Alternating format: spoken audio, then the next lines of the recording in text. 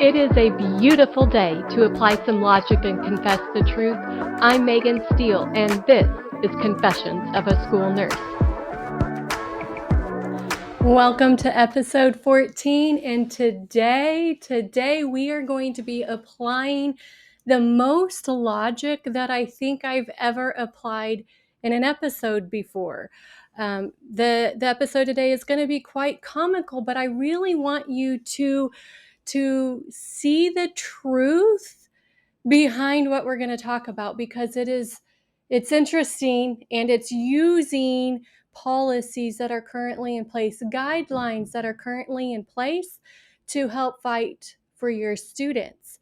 I can't tell you how many times I have laughed and I have giggled over writing this episode. I was even giggling today, just talking to some friends about it, because it's so filled with logic, but like at the same time, like, why are we even happening to have this discussion? But today I am going to give you the information that you need to rid your school of those furry little animals. Yes, I said furry little animals. And I am referring to those students that are male or female who might identify as being a they, them, a z, thou, whatever it is, and also identify as being a cat or a dog or a wolf or whatever it is that they want to identify as. I have a solution for you, school nurses. We all know that humans are not animals. We know we're not affirming them. We're not going along with that anymore. They're parents, right? Parents do parents. You do you. If you want to affirm your child for that, then there's going to be repercussions for you, and I'm going to show you that today, because I promise you that you have these guidelines or policies or rules already in place at your school. So get ready to apply a lot of logic today. I should begin today's episode number 14, by telling you that this situation came about because I have a friend who has a friend whose student has a child in their class that is identifying as a wolf. And this wolf is disrupting the class. Learning isn't happening. There's all kinds of issues. This wolf will only bark. This wolf doesn't participate in things. Trying to do peer work or group work is difficult with this student, who is in elementary school, mind you. And so my friend told her friend that, look, like Kansas laws, like you can't have wolves in a classroom. They're considered an exotic animal. And so my friend started telling me this story. And then the next thing I know, she's sending me Kansas law. She's sending me pictures of the law where in Kansas, it's considered to be an exotic animal. And you have to have a very specific license to have a wolf. And so then I got to thinking, oh my goodness, I bet we have school policy on having animals in our classroom. Don't we? Yeah, we do.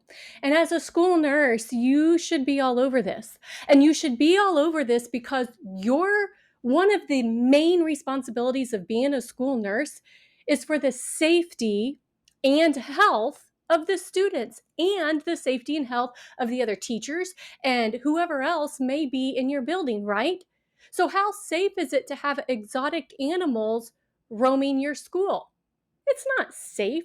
Exotic animals, they're dangerous, they're unpredictable, their instincts are to attack and bite and defend.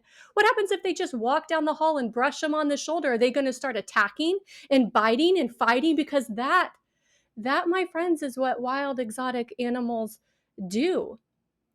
You know, when you talk about animals, right, they have animal instincts. They're essentially like a ticking time bomb ready to explode. Their behavior is completely unpredictable, very unpredictable. And exotic animals, as well as other animals, pose a serious health risk to humans. They carry zoonotic diseases, and guess what? Humans can get those. herpes, hep B's, monkeypox, salmonellosis, right? Those are communicable into humans. So as a nurse, remember, you're concerned with the safety and the well-being of your student body, your teachers, and your staff. Are you catching my drift here? And teachers, this should be of dire concern for you too. You want a safe classroom. You don't want any biting or scratching or attacking going on in your classroom. You don't want unpredictable behaviors. You don't want zoonotic diseases.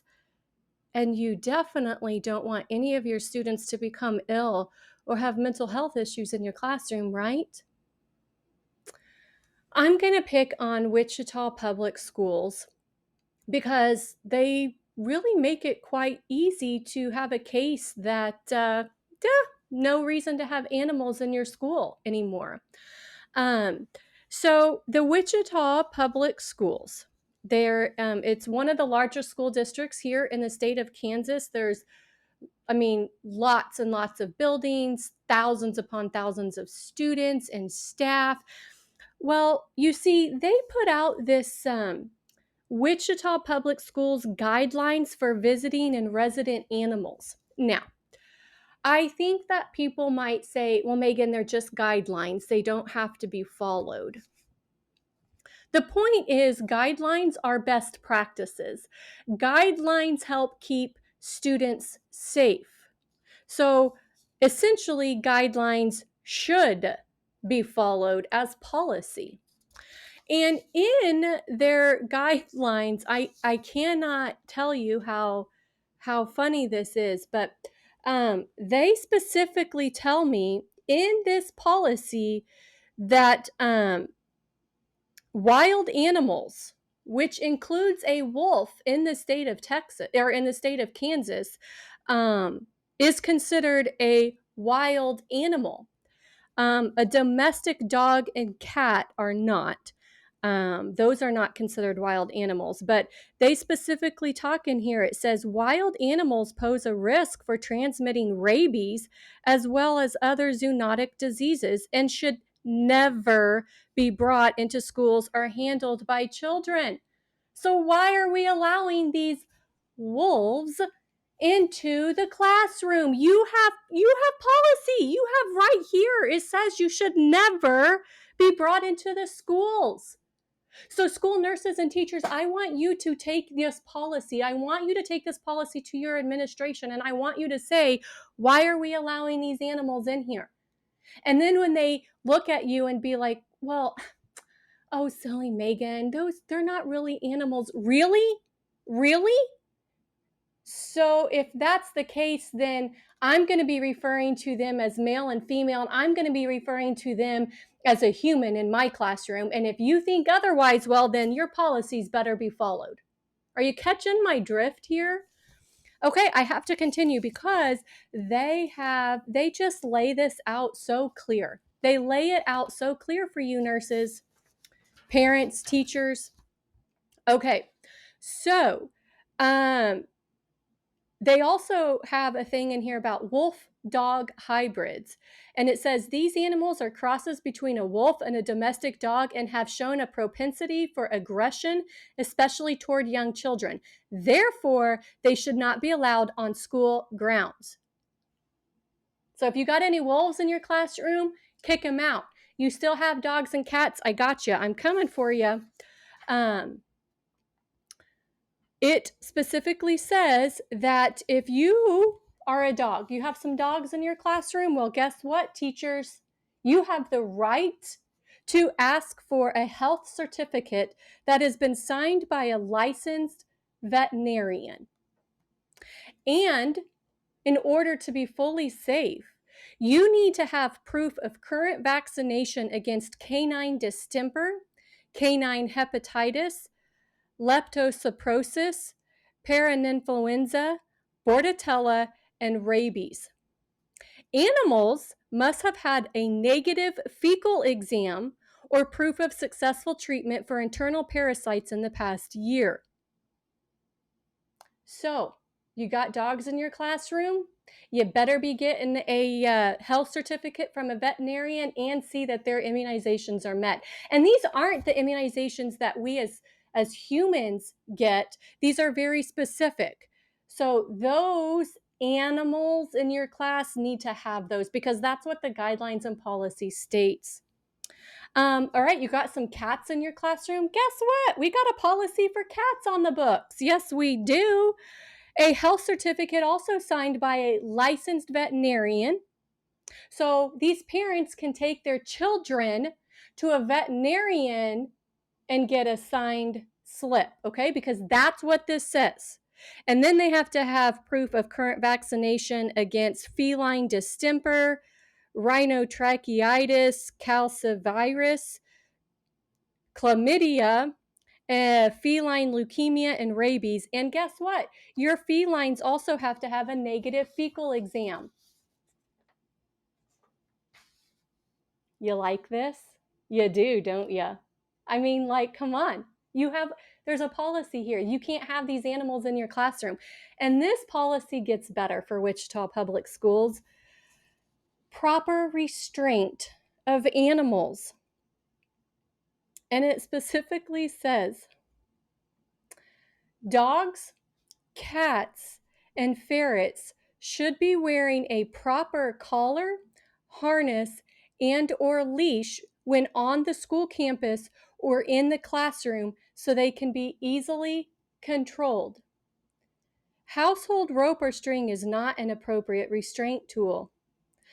And here, my friends, are you ready for this? The owner or responsible person should stay with the animal during its visit to the school. No animal should be allowed to roam unrestrained on the campus or in the classroom. So I think your question that you need to ask here is, do you need to provide an extra chair in your classroom for this responsible person that's going to be sitting by their animal on a harness all day long? Right? Because these animals are not allowed to roam free on school campus or in the classroom.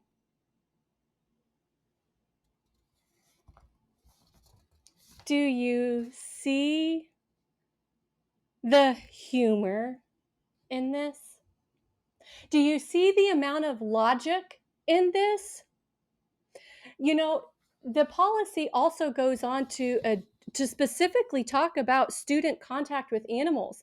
And it lays out here why these guidelines are put into place. Talks about bites, rough play, talks about proper hygiene and hand washing when you're around these animals, and that careful consideration should be taken when determining if animals should be allowed in the nursing stations or clean supply rooms at the school. Hello, it's right here. Do not allow cats or dogs in sandboxes where children's play. And then it even talks about more about immunocompromised students and Wichita Public Schools. I guarantee you that you have immunocompromised students, teachers, and staff. So I have sent a lot of emails to the Wichita Public Schools today. And at the time of this recording, I have got nothing back. Now, in their defense, it's only been I guess not quite 5 hours since I have requested information, because my request is simply that with the animals in the classroom, and I put in there students that are identifying as cats, dogs, and wolves, are these guidelines being followed? Because I'm really curious how they're handling an uptake and having people be sitting by these animals in the classroom, and how is that disrupting classroom management? How are these animals being looked at, being carried around on a leash or a harness? That's huge mental health, right? Like, I mean, Like, you can't get any more clear. You specifically have guidelines for protecting your students against animals, but yet you allow these animals to just roam your schools when it's specifically against your guidelines used to keep safe. And so here's the deal. When you take this to your administrators, teachers, and nurses, when you take this, you demand an answer. You demand an answer while guidelines and policies aren't followed. Demand that answer. You deserve that answer. Especially you nurses, you totally deserve that answer. Your job is to keep the safety and health of students as your number 1 and 2 priorities. So if you're going to have policy against animals, you better be following it. You catching my drift? Ladies and gentlemen, that's all I got for episode 14. I hope that you enjoyed this massive truth bomb, this massive amount of logic that we can apply.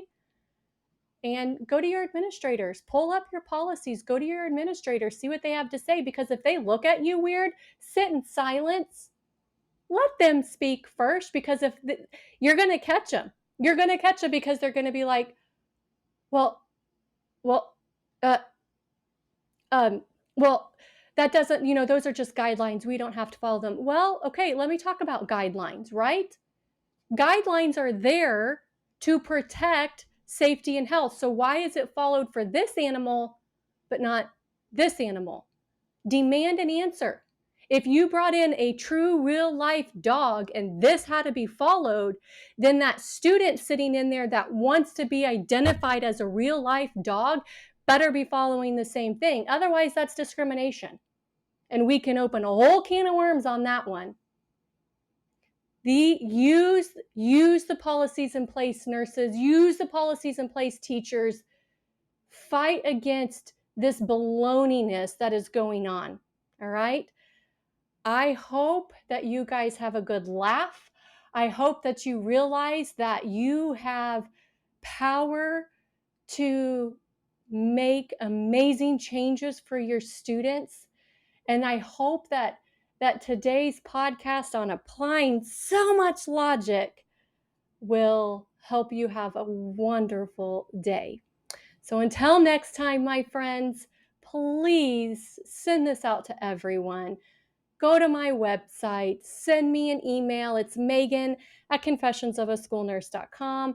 That's Megan, Megan, at confessionsofaschoolnurse.com. Until next time, confess to tell the truth. God bless.